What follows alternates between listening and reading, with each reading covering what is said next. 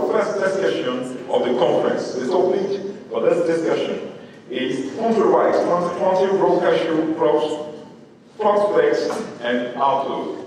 And for this discussion, ladies and gentlemen, please receive here Mr. Srivastava of Capital Business Solutions Private Limited for moderating the session. And I would like to invite here the panelists for the session.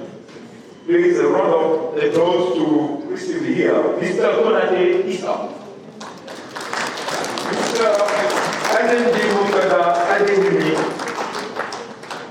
Mr. Adenji Mutada Adeni, and then round of applause again for Mr. Ibrahim Sanfo. Mr. Ibrahim Sanfo. Round of applause for Mr. Vasudev Baku. Mr. Robert Kuko Sejo. Again, Mr. Stephen Kenton. Mr. Pulkit Cheng. And finally, round of applause for Mr. Mohammed Lamin Sheikh.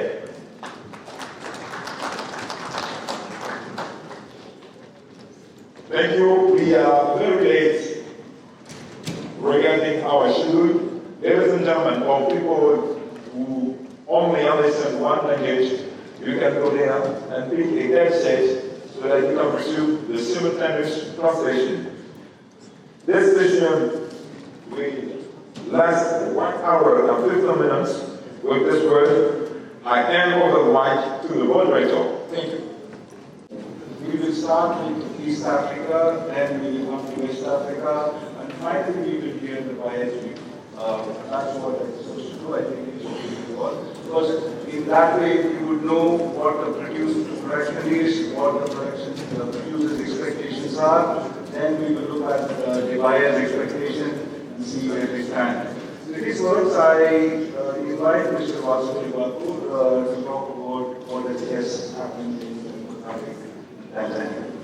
Big round of applause.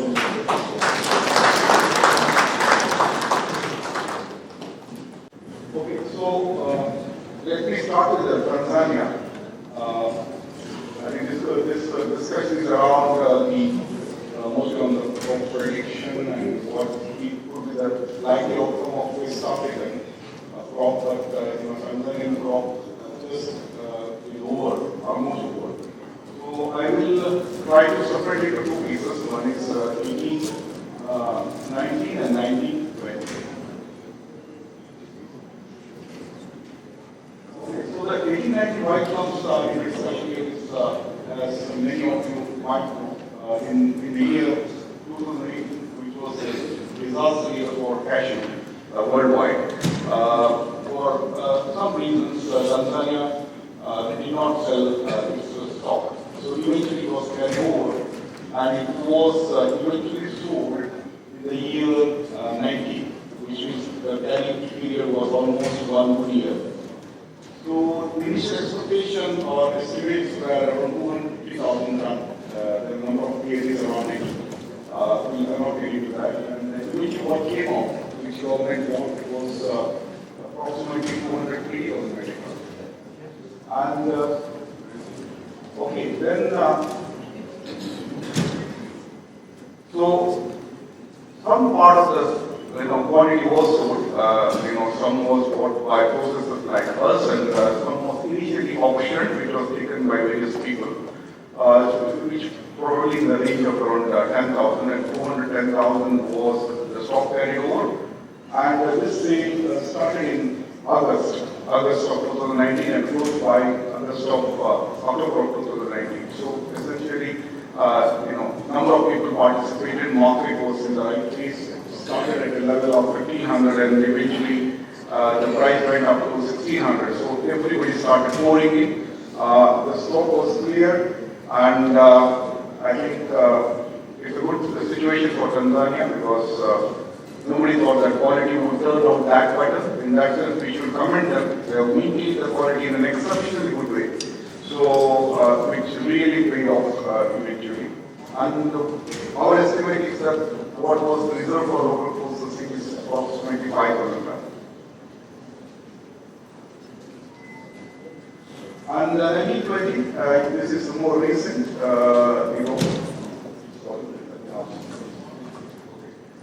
So the original estimate was around 250 to 275,000 tons. That's the season just almost closing. And actual crop, though there's a small piece of parcel is sold, the way we understand the actual crop would be around 230,000. Professor is here, maybe he will be able to maybe guide the more precision details. Probably we would think it should be around 230,000 tons. And sales started in November, and it's almost, will be closed by this month end. This month end is the last leg is happening. What we see, the quantity coming is very small to the trader. And as we all know, the price initially was at 1,600. We found it relatively little high than what we all thought. There were some reasons, I think some of you know, I don't want to get into that again. And it went up, picked up at around 1725. Then again we see currently there is a fall in the international market, and we all know the reasons, and coronavirus was just referred to by Krishna. So there are reasons which really pulling the market down. The West African crop looks to be good. We do see the price would have some impact on Tanzanian's last collection, which is in the market. So quantity sold is close to 16,000 February end, and the processing reserve is 10,000 metric ton approximately. There were many challenges, logistic and other challenges. For the first time in Tanzania history, all the stock was moved to Dar es Salaam versus Matwara, and other than the bulk processing, it was mostly ordered by one single party. Mozambique new crop, original estimation is 125,000. It was a very difficult task for our team to get the exact particulars, but we do think the actual crop price is around 75,000 for the sake of record. Sales started in December, as we all know. Mozambique doesn't sell till it covers for its processing, and actual shipment for export, the raw kite was started by end of January. Currently it's happening. This year was slightly different year compared to normal year. Crop was relatively less, and what we estimate is around 28,000 tons sold. And the sale price, our understanding is around 1,300 to 1,350. Again, because of the low quality, what we saw in Mozambique is probably where it has happened after a while that quality was exceptionally high. Local processing, Mozambique is one country which processes more than what it exports as well. So we estimate around 42,000 tons. And the poor quality is due to rain and extreme weather patterns. We all know that Mozambique has been through extreme weather patterns. Have been going through one after another. So that's it from my side. Thank you. I'm well within the time. Thank you very much. May request Mr. Konate to give us an overview of Iberian 2020 crop.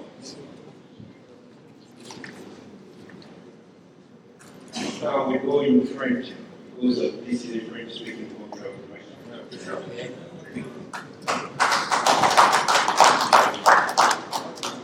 Bonjour à tous. Nous a été demandé au nom de l'Association des exportateurs de cajou de Côte d'Ivoire de présenter les perspectives de la récolte 2020 en Côte d'Ivoire. Nous allons nous atteler en 5 minutes à partager avec vous ce que nous pensons que 2020 nous réserve en termes de production et de récolte pour la Côte d'Ivoire. Alors, nous allons commencer par vous présenter ce que l'Afrique représente en termes de production sur la noix de cajou. L'Afrique, c'est environ 60% de la récolte mondiale de noix de cajou. Et la Côte d'Ivoire est le premier exportateur mondial de noix de cajou. Une production mondiale estimée à environ 3,8 millions de tonnes. Et la production de l'Afrique de l'Ouest, environ 1,8 millions de tonnes. Et la Côte d'Ivoire contribue autour de 20% de cette production mondiale de noix de cajou et plus de 45% de la production mondiale de noix de cajou.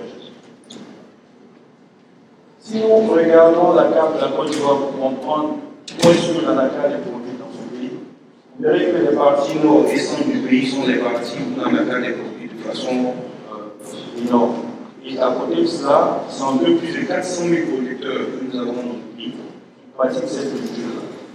Pour mettre un peu l'accent sur ce qui fait la différence entre la Côte d'Ivoire et certains autres pays où l'anacarde est produite, il y a un système d'identification des acteurs qui est fait par le Conseil de coton de l'anacarde. Ensuite, il y a un prix plancher minimum obligatoire qui est fixé en début de campagne par le gouvernement. Il y a un mécanisme de commercialisation qui est également mis en place par le Conseil. Nous disposons de deux ports d'exportation, l'un à Abidjan et le second à San Pedro. Il y a la mise en place de la recherche agronomique au niveau de la Côte d'Ivoire. Il faut que nous puissions également partager avec vous ce qui rend unique le marché de l'anacarde en Côte d'Ivoire. Le premier aspect qui rend unique le marché de l'anacarde en Côte d'Ivoire, c'est la taille. Les tests ne s'affichent pas. C'est la taille. On a une récolte qui prend environ 8% chaque année. Ensuite, le plus grand exportateur de noix de cajou au monde qui est la Côte d'Ivoire. On a une organisation du secteur avec les politiques claires qui sont mises en place et exécutées par le Conseil de coton de l'anacarde. Des lignes maritimes solides qui relient la Côte d'Ivoire à l'Inde et au Vietnam. Également, on a l'organisation du secteur avec l'association des exportateurs, celle des transformateurs, celle des producteurs et des acheteurs de noix de cajou, qui très bientôt vont fusionner en une équipe professionnelle. Alors, là, je vais vous présenter l'évolution de la production de la Côte d'Ivoire, qui est partie de, on va dire, 150 000 tonnes environ dans les années 2000, pour atteindre son pic en 2018 avec 760 000 tonnes, et terminé en 2019 avec environ 634 000 tonnes. La réforme a été introduite en 2014 avec des effets qui ont été très intéressants. Vous verrez qu'on a eu un boom de 2014 à 2015, on est passé jusqu'à 700 000 tonnes. Et la Côte d'Ivoire, à partir de 2014, a toujours été dans le rang de 700 à 650 000 tonnes. Donc nous terminons 2019 avec 634 000 tonnes de noix de cajou commercialisées par le pays. Quelques chiffres clés de ce que la Côte d'Ivoire a réalisé à travers cette réforme de 2014 jusqu'à aujourd'hui. Vous verrez que les quantités et les nombres de producteurs qui s'intéressent à l'anacarde ont augmenté. On était à 250 000 producteurs en 2004. On est passé aujourd'hui à plus de 410 000 producteurs. On a 1 400 000 hectares où l'anacarde est produite en Côte d'Ivoire.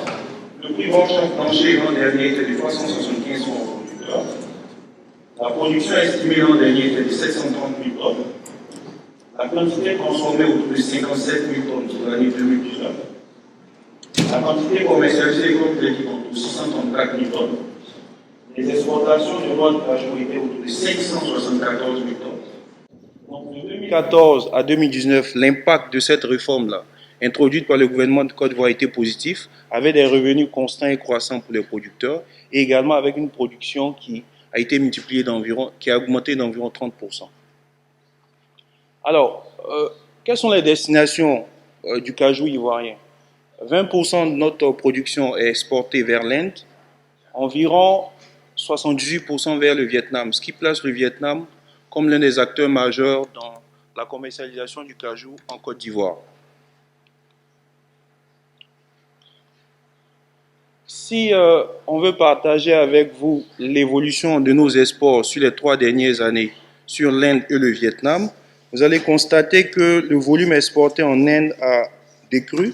On est passé de 174 000 tonnes en 2017 à environ 120 000 tonnes en 2019, tandis qu'au niveau du Vietnam, on est passé de 415 000 tonnes en 2017 à environ 445 000 tonnes.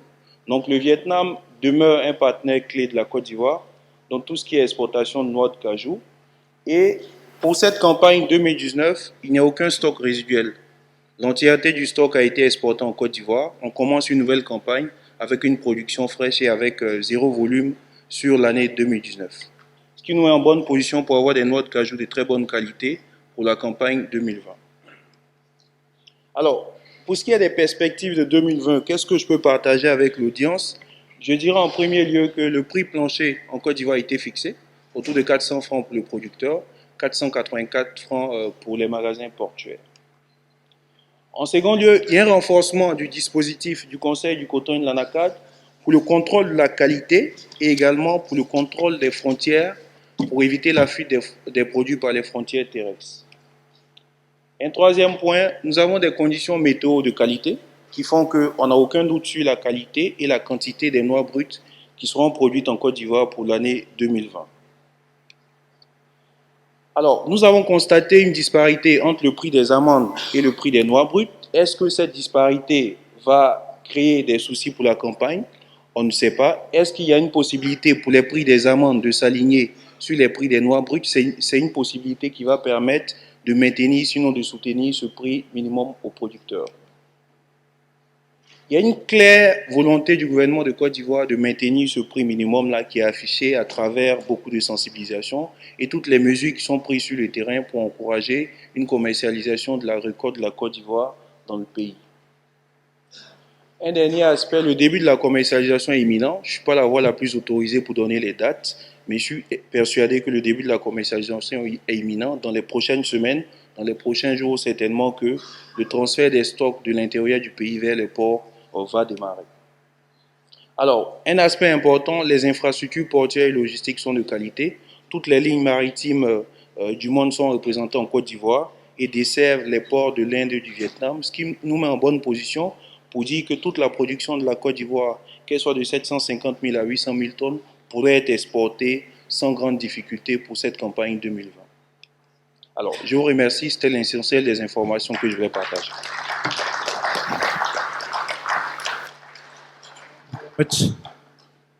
Thank you very much, Mr. Konate. May I request Mr. Radenji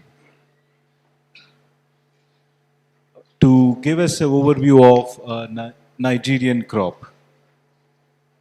A round of applause for Mr. Radenji of Chairman Starling Global. Good morning, everybody. I think I also need to speak in French. This is a French country. Unfortunately, I need a teacher. Nigerian crop, about 5 years ago, precisely, in Singapore,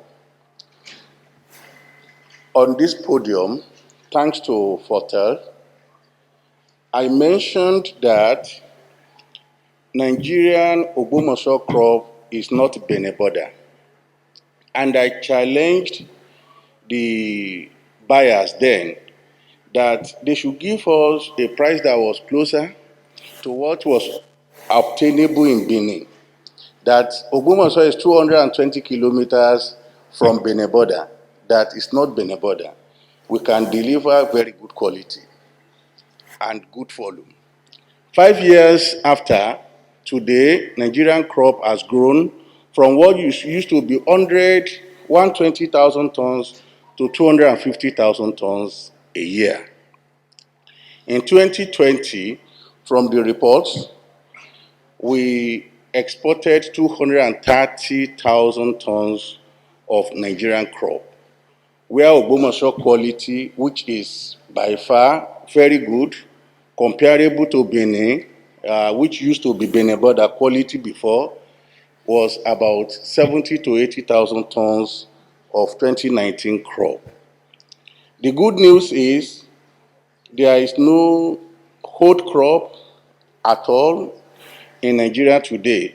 We give thanks to Vietnamese who shipped all the 2018-2019 crop out of the country, and there's some processors that are just coming up. So the campaign for this year is coming from the zero level. We have very good quality, and the Nigerian Cashew Association, the federal government, the Nigeria Export Promotion Council, in collaboration with the all stakeholders, have also agreed to sanitize some of they have a program they are doing now to make sure that every farmer sun-dries their cashew from the feed before it gets to Lagos. The little challenge we are likely to have is the port issue. And I think the Nigerian Port Authority are doing a lot of sanitation and sensitization in the country now to make sure that everybody that wants to buy cashew in Nigeria will have an opportunity to go through batch and different routes to make sure that export is seamless and all the buyer can get their cashew on time. I don't think anybody should be afraid of buying cashew genuinely from Nigeria, and the shipment will not be difficult. The only appeal I will want to do is, since in the last 3 years, we have improved on the quality. And the one section of it, the Ogbomoso quality, Ilorin, Offa, those areas, the quality has been reasonably better compared with the ones we have from Ivory Coast and Benin.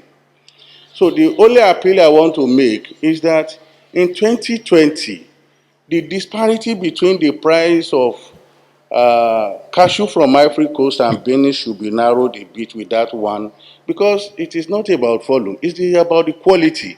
And that's the only way you can encourage so many of these farmers in Nigeria to also continue to produce this very good quality. Thank you very much. Thank you. It was very short but very precise. Thank you very much. May I now request Mr. Ibrahim Samfo, UNCEA, to present his country's crop view. Round of applause. He represents a very, very important association, please. Ok, thank you. Et bonjour à tous.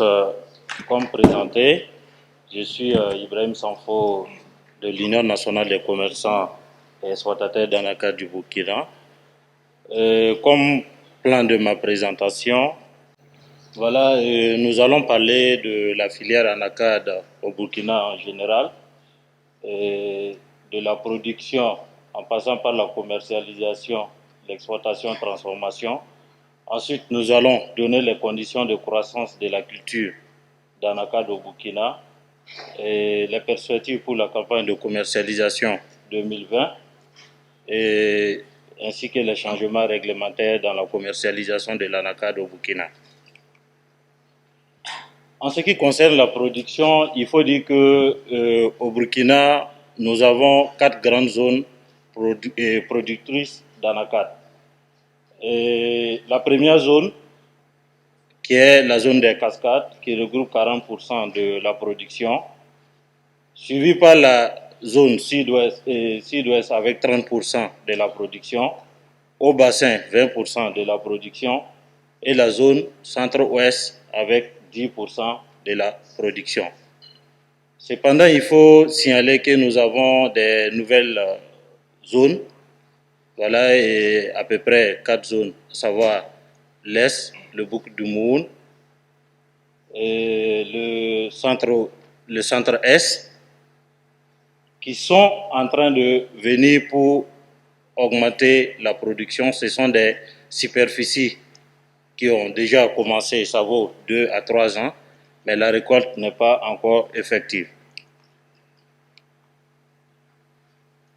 En ce qui concerne la quantité produite, nous voyons qu'au Burkina, de 2012 à 2020 et à 2019, la quantité ne fait qu'augmenter, puisque nous sommes passés de 50 000 tonnes en 2012 à 100 000 tonnes en 2019.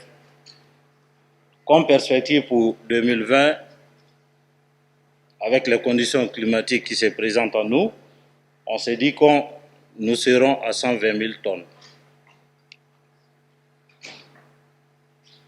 En ce qui concerne la commercialisation, il faut dire que l'année 2019 a été très dure pour nous les commerçants exportateurs, avec la fluctuation des prix, puisque si nous regardons très bien le diapo, on commence en janvier avec un prix minimum de 250 pour terminer en juin avec un prix minimum de 150 bord champ.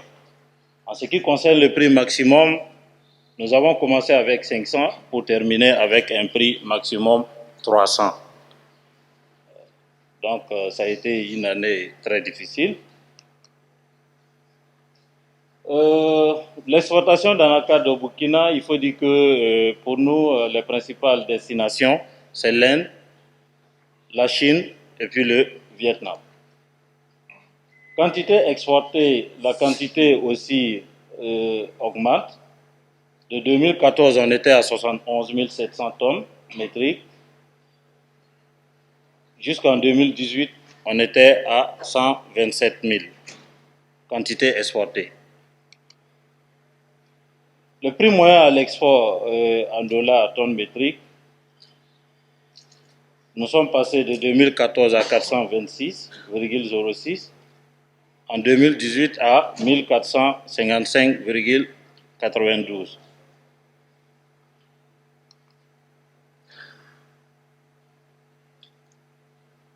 Par rapport à la transformation d'anacarde au Burkina, il faut dire que chaque année au Burkina, les unités de transformation existantes font leur expression de besoin. Pour la campagne 2020 et 2019, ces unités étaient à 20 400 tonnes demandées. Et la quantité transformée localement en 2019 était à 17 200 tonnes jusqu'en octobre 2019. Et ces amandes sont exportées vers l'Europe et l'Amérique. Nous savons très bien que le Burkina ne bénéficie pas de port, donc c'est à travers nos pays voisins côtiers comme la Côte d'Ivoire, Ghana, Togo, Bénin que nos produits sont acheminés à destination.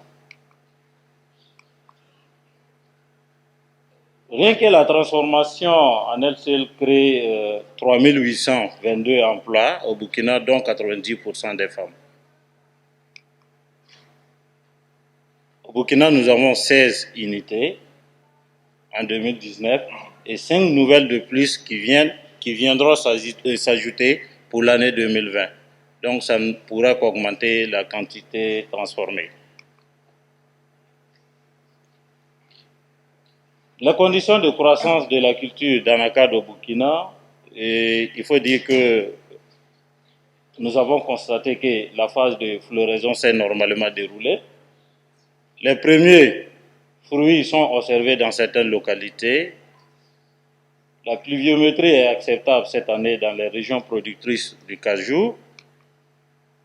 De nouvelles superficies plantées, j'ai eu à le dire, depuis 3 ans commencent à produire. Boucle de Moune, centre-sud, est et centre-est. Nous avons un rendement de 400 à 500 kg à l'hectare qu'on souhaiterait augmenter d'ici 2030 à 800 kg à l'hectare. Aucune anomalie météorologique ou incidence particulière n'a été relevée.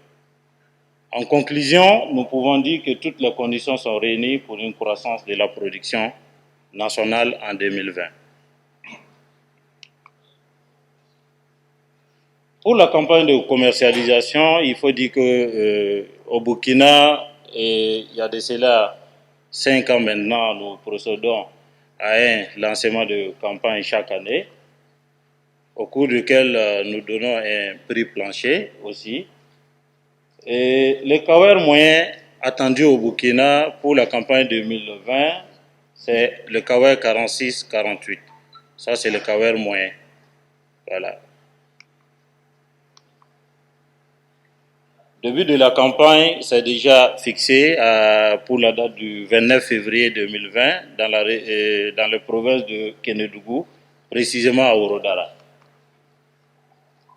En ce qui concerne le prix de démarrage, il faut dire que pour un meilleur déroulement de la campagne, et vu ce qui s'est passé en 2019, nous pensons que les prix devront être fixés de sorte à croître au fur et à mesure qu'on avance dans la campagne. C'est mesure de précaution. Au Burkina, les changements réglementaires dans la commercialisation d'anacarde, il faut dire que depuis en 2017, l'État s'est impliqué fortement dans l'organisation au niveau de la filière. Et en 2017, il y a eu instauration de l'autorisation spéciale d'exportation. Donc depuis 2017, l'anacarde était soumise à l'autorisation spéciale d'exportation au Burkina. En 2018, nous avons instauré le prélèvement qui était à 35 francs. L'objectif, c'est de réinvestir dans la filière pour augmenter la production. Et en 2019, il y a eu une baisse du montant du prélèvement à 25 francs. Pour 2020, les acteurs directs, bien sûr, ont pour perspective d'instaurer la contribution forfaitaire obligatoire. Il faut dire qu'au Burkina, maintenant, nous avons une autorité de régulation qui est le Conseil burkinabé d'Anakat, et qui viendra quand même nous aider avec la question de régulation. Merci pour votre attention.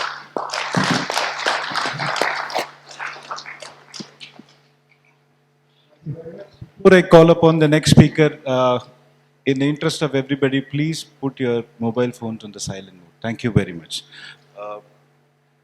I call upon the next speaker, Mr. Robert Coco Setro from Group Global Success SAR. Over to you, sir. A round of applause for Mr. Robert. Bonjour, madame et mademoiselle, messieurs. En fait, je suis Robert Kakusedro, le président des exportateurs de noix de cajou du Togo. Je remercie les organisateurs pour m'avoir invité pour la 3e fois à cette grande messe. Et généralement, je ne sais pas pourquoi ils me placent toujours en 3e, 4e, 5e position quand les gens ont déjà dit les bonnes choses et surtout quand les gens prononcent les chiffres que moi, de la honte à prononcer toujours mes chiffres. La première année, je leur ai dit que on parle de chiffres, mais comme il y a la qualité aussi, le Togo aussi peut parler de la qualité. Cette année, on parle de croissance. Je crois que nous aussi, on peut parler de croissance, même si nos chiffres sont minimes. Je m'avais présenté un peu notre petit pays de Togo. Voilà. Vous voyez que j'ai essayé de représenter le Togo sur le globe. Ce n'est pas visible. J'ai essayé de représenter ça dans l'Afrique. Ce n'est pas visible. Je suis obligé de le dessiner pour que vous voyez où se trouve le Togo.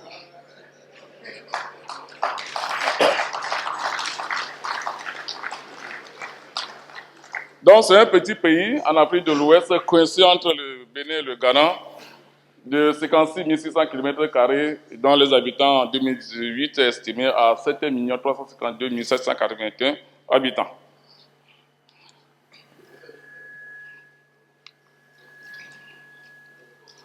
La situation de la production de commercialisation des noix de cajou.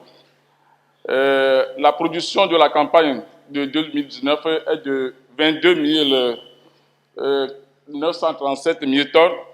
Vous voyez que ceux qui étaient là en 2017, on parlait de 10 000 tonnes.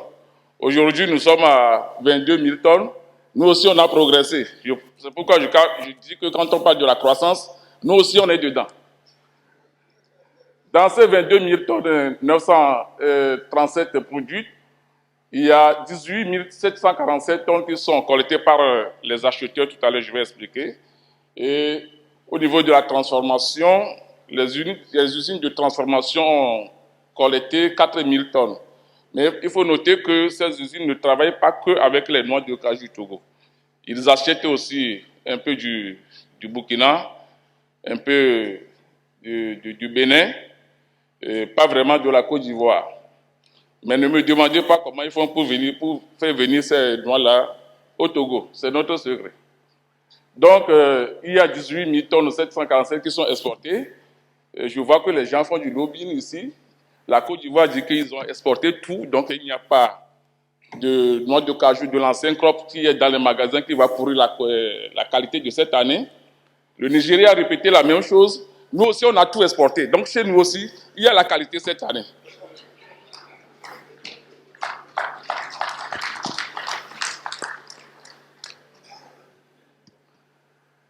Les pesticides de 2020. Il y a noté que depuis 2015, des efforts conséquents sont faits par les partenaires techniques, notamment en l'occurrence la GIZ, que nous le savons tous, intervient fortement dans la production et le soutien aux producteurs dans les noix de cajou, mais aussi des mesures prises par le gouvernement pour améliorer la quantité produite. Voilà. Donc les mesures prises ont permis une augmentation de la superficie. Sincèrement, je crois qu'il y a un problème. Une augmentation de la superficie de production, la formation sur les bonnes pratiques agricoles, l'introduction des semences améliorées, la formation de 239 maîtres greffeurs qui maîtrisent le greffage et le surgreffage, l'équipement des jeunes en rajeunissement de plantation, l'adaptation du plan national de développement de la filière en 2019 que nous espérons vont permettre de booster la production en quantité et en qualité. La somme de toutes ces actions et les effets escomptés nous donnent l'espoir d'une récolte minimum de 25 000 tonnes pour la campagne de commercialisation de 2020. Notre espérance est d'aller vers les 30 000 tonnes en 2024. Voilà, j'ai essayé de représenter un peu schématiquement l'évolution de la quantité des produits. On est parti de 2015, aujourd'hui on est à de 25 000 tonnes et notre espérance c'est d'aller vers les 30-35 000 tonnes en 2014. Vous allez voir aussi qu'au même moment, grâce au soutien du gouvernement et des partenaires sociaux, les superficies cultivées aussi ont augmenté. Mais il y a une information importante à prendre au niveau des superficies et par rapport à la production. Vous allez voir que les superficies emblavées dépassent un peu en termes de rendement la quantité de noix qu'on récolte. Ça veut dire que nous devons encore améliorer les techniques agricoles pour pouvoir aller au-delà de 1 tonne par hectare. Si nous sommes allés au-delà de 1 tonne par hectare, nous allons normalement tourner autour de 30 000, 40 000 tonnes. Les fourchettes de prix. À ce niveau, il faut noter que le Togo ne fait pas figure d'exception en matière de fluctuation de prix lors des précédentes campagnes de commercialisation. Et nous sommes conscients que cette année, les prix vont fluctuer et le Togo va subir la loi du marché, d'autant plus que nous sommes le petit producteur, nous sommes toujours à l'écoute de ce qui se passe chez nos voisins pour fixer nos prix. Toutefois, chaque année, il y a un prix. Au Togo, c'est un prix indicatif qui est donné et non un prix plancher. Avec les producteurs, nous sommes toujours en permanence en lutte avec eux pour ne pas fixer un prix plancher. Parce que nous estimons que si on fixe un prix plancher, il faut un mécanisme pour relever le prix aux producteurs au cas où le prix est en dessous du prix plancher fixé. Donc nous, on fixe un prix indicatif autour duquel le business peut être fait. Si le prix augmente, ça augmente. Si ça diminue, les producteurs doivent être conscients que le prix a diminué. Mais il y a, au niveau de la fixation du prix aussi, ce n'est pas le gouvernement qui fixe le prix chez nous, c'est les acteurs réunis en conseil interprofessionnel de la filière ANACAD. Il faut noter que nous avons une interprofession chez nous, composée de 5 familles que j'ai représentées ici. Il y a la famille des pépiniéristes, la famille des producteurs, la famille des acheteurs, la famille des transformateurs, la famille des exportateurs. C'est l'ensemble de ces familles qui se regroupent pour donner le prix. Et cette année, nous espérons que le prix qui sera fixé va tourner autour de 400 francs CFA bord champ. Bon, je crois qu'il y a un souci technique. Voilà, donc pour le prix indicatif de cette année, nous allons tourner autour de 400 francs à l'hectare. Et la production de cette année, comme je l'ai annoncé plus haut, c'est autour de 25 000 tonnes. Donc nous lançons aussi un appel à tous les investisseurs, les acheteurs, les commerçants, à ne pas manquer le petit pays, le Togo, pour faire les affaires. Je vous remercie. The estimated crop size in the past years and the orange represents the estimated size of the crop in 2020. As we have observed in the last few years, the crop size has been increased by almost 10% every year. In Benin, the figures of exports may vary from crop size due to a lot of border trades happening within the country from Nigeria and to Togo. This graph represents month-wise export and price trends of 2019. The bar over here represents quantity of export in percentage month-wise, and the line represents the price, average export price in US dollars month-wise.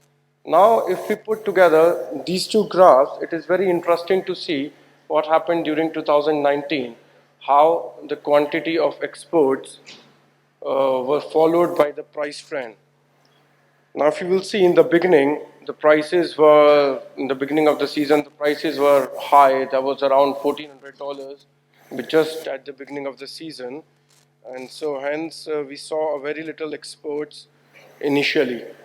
As the prices were falling in April and May, so we saw again a downfall in exports during the April month and May month. And as the price bottomed during the May, so the exports were at the top in June. Hence it moved on. In general, if we talk about 2019 crop, the markets were very volatile, as we could see from the previous graph. It created a lot of panic in the market again, as the season before 2019, that 2018 season was a bleeding season. The banks tightened all the funds. The cash flow has always been a problem. The industry suffered a huge loss. And the quality of the crop was also very, very low in 2019 as compared to the previous seasons. Now in 2019, the leftover crop is very negligible as the prices increased in the end, so all the crops were exported out of the country. Coming to some crop outlook of the Benin 2020. So far the weather has been good. No incidents of infestation has been reported till now. We are seeing increase in the crop. The crop size is estimated to between 160 to 170,000 tons. And a very good thing about this is the closure of the Nigeria border. So we expect the Benin to have a pure Benin crop this year and no mixing of Nigeria crop to be seen in Benin this year. Some of the government reforms, the proposed date of opening is set to be 28th February, which might change closer to the this proposed date. The government has proposed a reduction in export tax also from 70,000 CFA to 60,000 CFA. The proposed minimum farm gate prices are set to 275,000 CFA. And the expected price range, which I expect should be between $1,400 to $1,500. Now we need to hear from the buyers next time. What are they expecting? Some challenges which I've identified is going to be the major challenge for the Benin campaign 2020. One of the major challenge in Benin is going to be the weighbridge. The government has shut down quite a few weighbridges in Benin, which could lead to a lot of port congestion as a weighbridge in port, all the pressure is going to come on that weighbridge. So government and other people are trying to figure out what is the best operational way they can overcome this challenge. Again, the financing is going to be the major challenge as the banks are tightening up the funds. The cash flow has been the problem always. And again, as you all know, the China has been shut down due to this deadly virus. It has created panics in the market and slowed down the trades, so due to which markets are very volatile. So I'm hoping this issue is resolved as soon as possible so the markets could stabilize. I thank WCC for organizing and creating a wonderful platform for the industry. Thank you. Hello. Yes, good morning, everybody. I'm got the cool when I heard the price from our friend here. Maybe only with me in one side, the rest in another side. Okay, so I'm here to share some information about the market and the situation of the market in Vietnam and Cambodia. Or maybe some information is not too happy to somebody, but I have to share because this is a recent situation in Vietnam. Okay, first I want to share the world production 2017, 18, and 2019.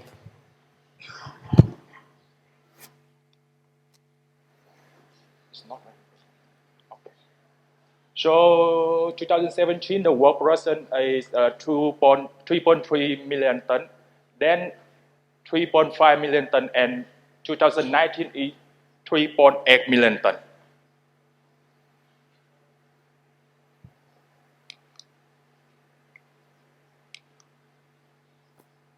This is the detail of the each country of the production of each country around the world.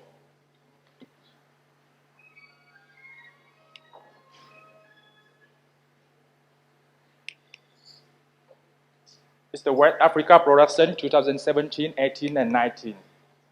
So you can see every year the world production increase, especially is the West Africa. From 1.5 to 1.6 and 2019 is 1.8 million ton. So this is the overview of Vietnam 2017, 18, and 19. For import ASEAN, so we also increase the volume of import in Vietnam from 2017, 1.3 million ton, 2018, 1.4 million ton, and last year, especially 1.7 million ton. So increase every year, especially last year a lot. It's a kernel import from Vietnam.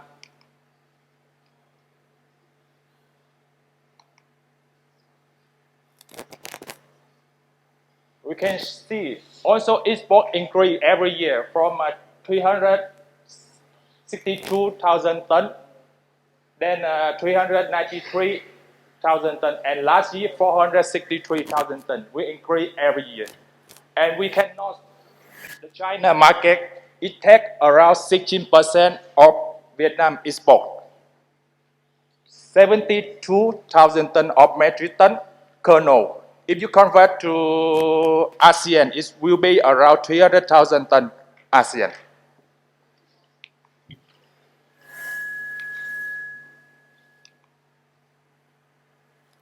So Vietnam production 2017, 18, and 19. We can see on the slide. And Cambodia.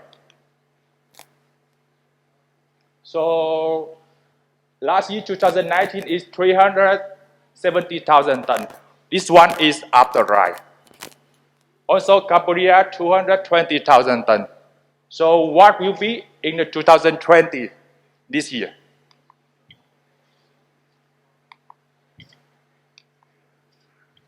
So Vietnam crop this year is very good. Current price is this is February 4 is around 27,000 Vietnam dong. Is the fresh. After sun dry may come 33,000 Vietnam dong. It's around convert to US dollar is around 1,400 US dollars. CNF. Quality is 54, 55 right now. In the Cambodia crop also very good this year. Current price in February 4. For the small nut, also 27,000 Vietnam dong fresh. After dry, may come 31 Vietnam dong, 1,000 Vietnam dong. It's around $1,350 for 52 and 53 pound. The big nuts, 34,000 dong. This will be 1,600 USD for 51, 52. But this one is very big nut, 100 nuts until 110 nuts.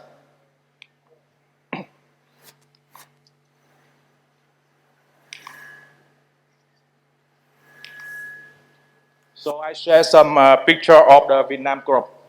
You can see this is very good crop. It's the picture for 1 week before.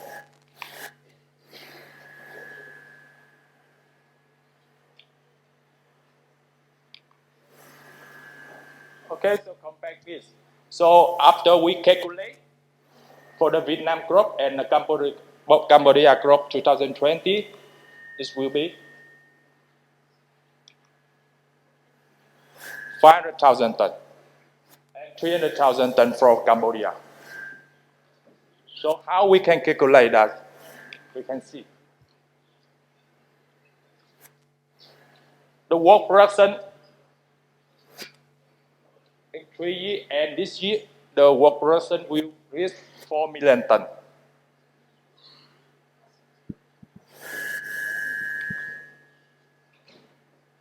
World production 2020 will reach 4 million ton, and we know we still have 200,000 ton from Tanzania last year moved to this year. So this year will be 4.2 million ton.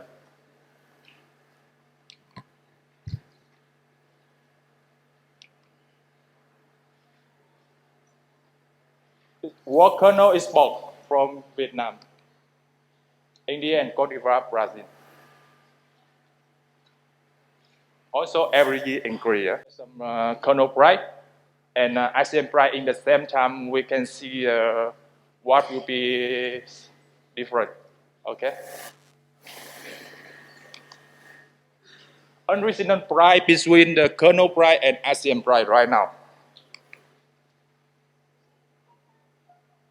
Raw seed is very high price and kernel price is very low. Now, if processed by the ASEAN right now and sell with the kernel price, we will get loss around $200 per ton of ASEAN. You see, the spotted is no market and very, very low, or very, very low. And the pieces also very low compared with before. So ASEAN current price CNF. Right now, Tanzania 2019 is offering 1,653. With this, the kernel price and Tanzania price should be around 1,200 to 1,300 for the new crop.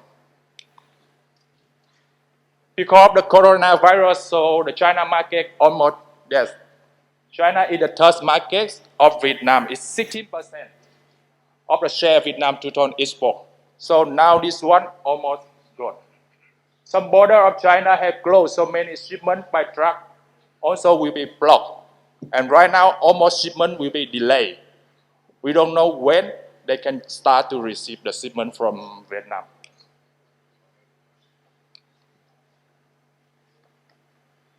It's very difficult for kernel price to move up.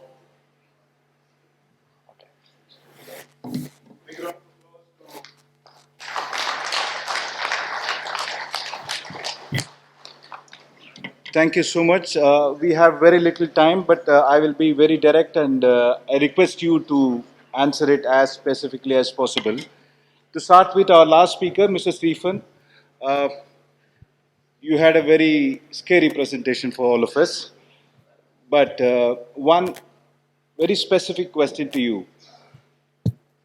How is that 370,000 has become 500,000 in Vietnam? Is it a area effect or it is a productivity effect?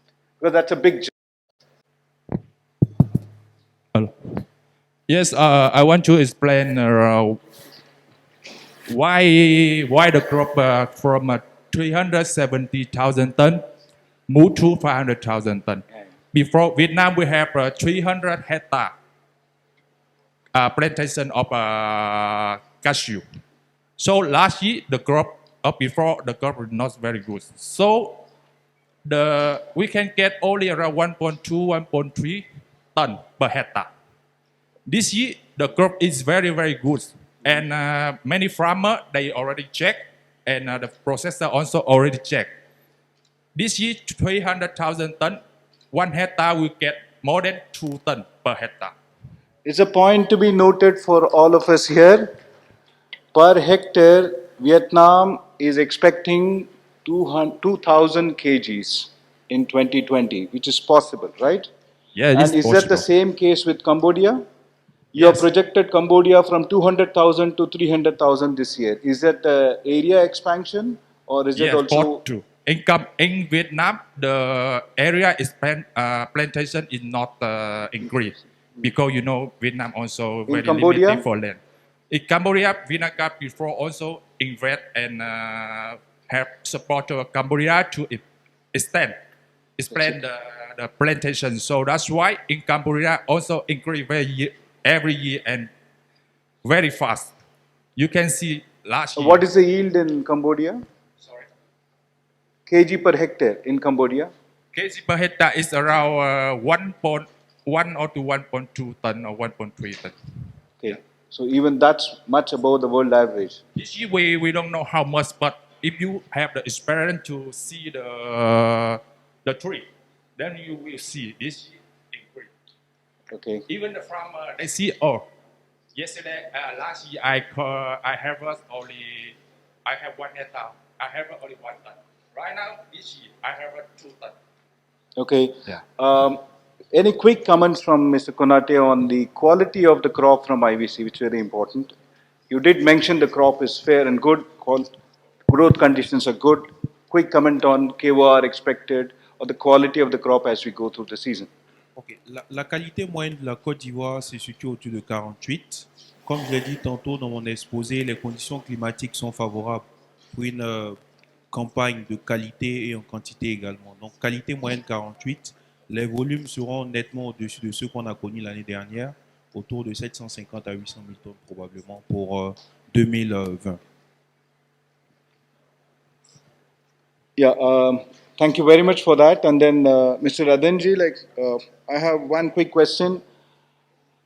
How much is the export from Nigeria currently going to Vietnam, and how much is going to India, and what has been the trend there?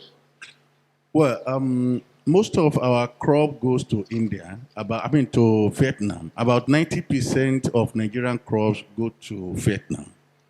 And that will be around 230 to 235,000 tons going to Vietnam. But from the record from Longson, it's about 176,000 tons, and we are the second largest exporter of cashew to Vietnam currently.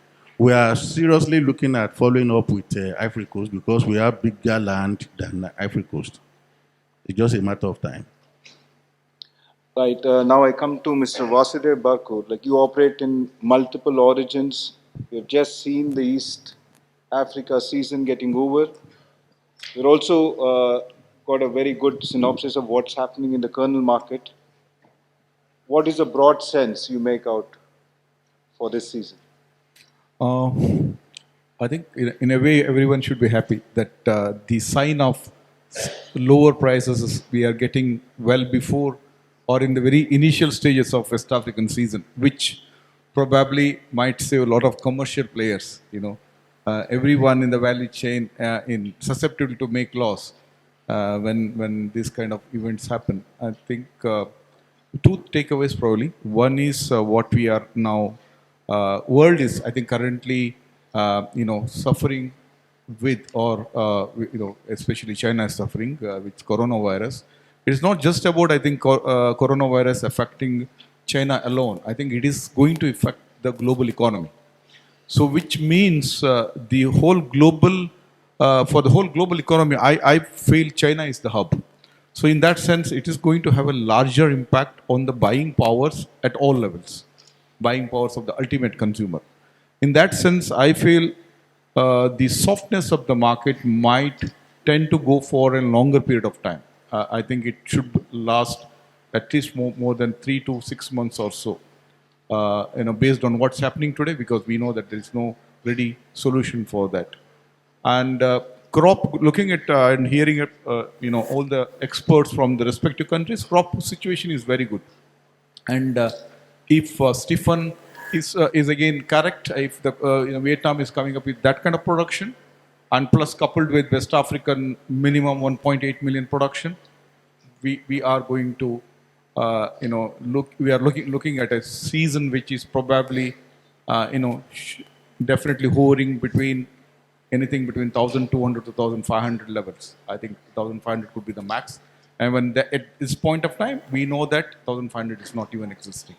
Okay, I will take one or two questions from the floor, but before that, one last question. We have been talking about quite a lot of positive on the crop because across region, crop growth is good, growth conditions are good, expectation of quality as well as quantity is good, but not on the market side. All the news on the market as of now is negative. Anybody can think of any positive news on the market, which you see it. Because our mind is so preoccupied with corona and so on and so forth, everything is negative. Any positive signals you see, now, 3 months from now, 6 months off, anything?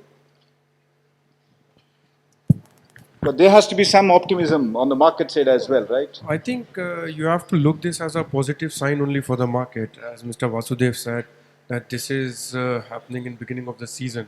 Okay. So it is good So for that's all one the good traders. thing. That is the very positive sign.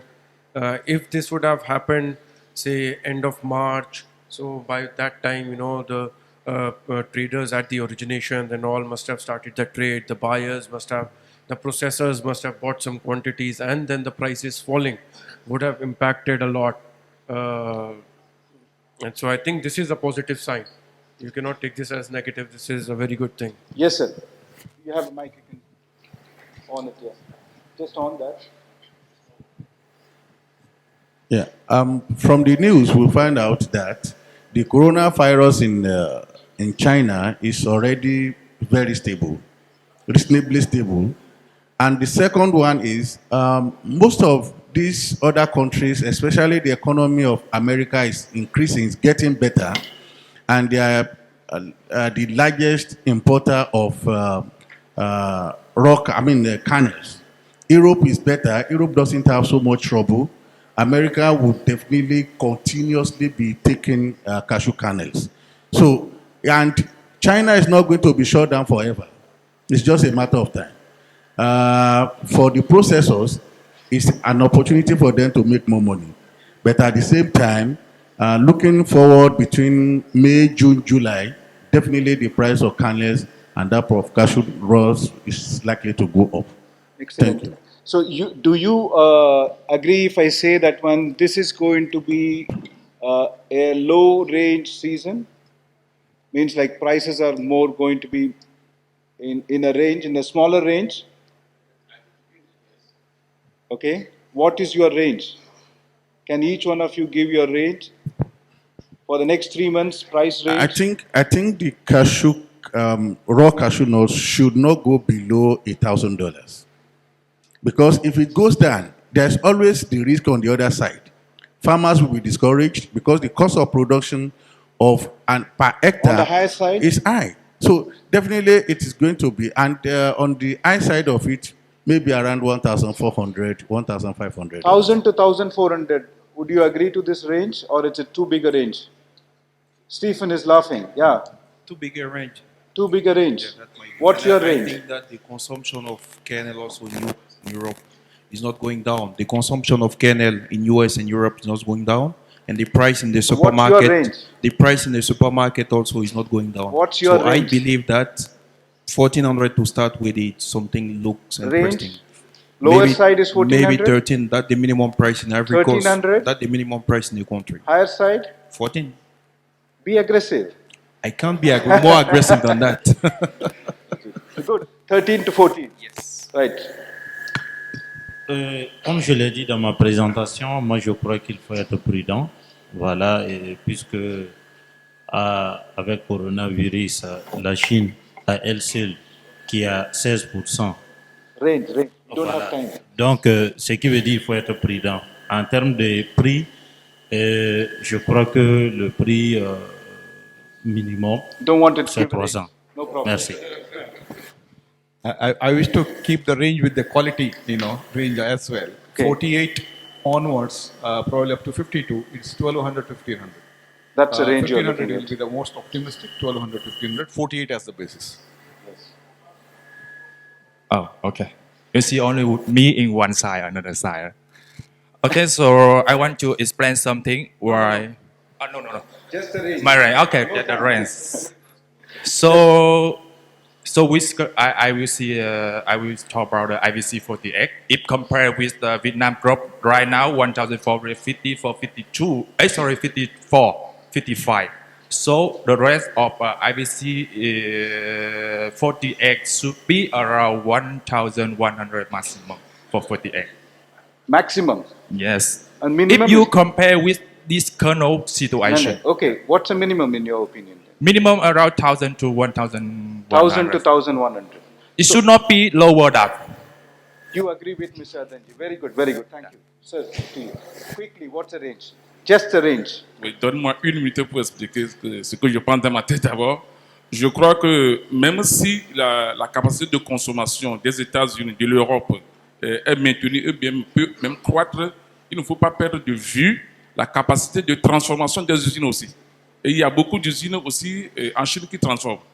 Donc, il faut voir qu'il y aura un problème de transformation pour assumer toute la production de cette année. Donc, moi, je m'en vais miser entre 500 et 600 francs autour de la production le prix cette année. Okay, in CFA. En dollars, ça fait 1,200 dollars. I think between 1,200 to 1,500 again, depending. I agree with Mr. Thank you. Asdid. That's excellent. So we have a very clear message from this extreme panel. Crop condition is good, crop quality is good, production is good across the region. The market conditions, however, are not conducive at the moment. But if you look at the past, last year Europe had one of the fantastic growth in volumes, US also had. So there are a lot of positive signals, but our mind is more preoccupied with the near-term events on the kernel side. Very low range, safe trade, that's what is the caution. Give them a big round of applause for a wonderful discussion. This discussion on price and crop can go on, so I had to put an end to this one because we started late in the interest of the next panel. Thank you so very much, and I sincerely thank all of them once again. Thank you.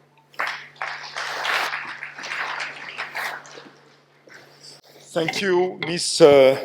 Shivat Sava, for moderating this panel. We request you to stay here in order to give mementos and honor our guests and our expert panelists. The first memento is for Mr. Konate Issa, IEC Côte d'Ivoire representative. Okay. Thanks. Ladies and gentlemen, so end the first session of the conference. And the next session will be about global road cashew trade opportunities for reform. It will be moderated by Mr. Diaby Aboubakar of AIC. Please remain there. Nous vous demandons donc de rester en place, que tout puisse s'organiser. Je vais demander donc aux prochains panélistes et aux prochains modérateurs de faire attention à cet écran. C'est un moniteur qui vous permet à vous, chers modérateurs, qui viendrez ici, de suivre directement vos présentations. Voilà, pour que nous puissions avoir une bonne qualité de son, parce que lorsque vous vous retournez, je sens que l'assistance aussi n'a pas la qualité de son requise. Merci donc à vous tous de votre attention. Merci, mesdames et messieurs. La conférence va se poursuivre. La conférence va se poursuivre, juste le temps que soient remis donc les mementos.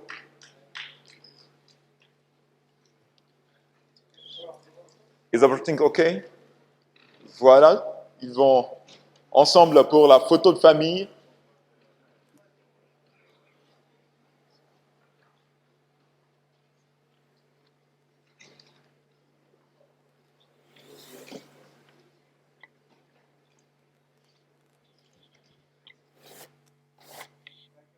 Thank you very much, ladies and gentlemen. Round of applause for our expert, please. Merci beaucoup. Merci à tous.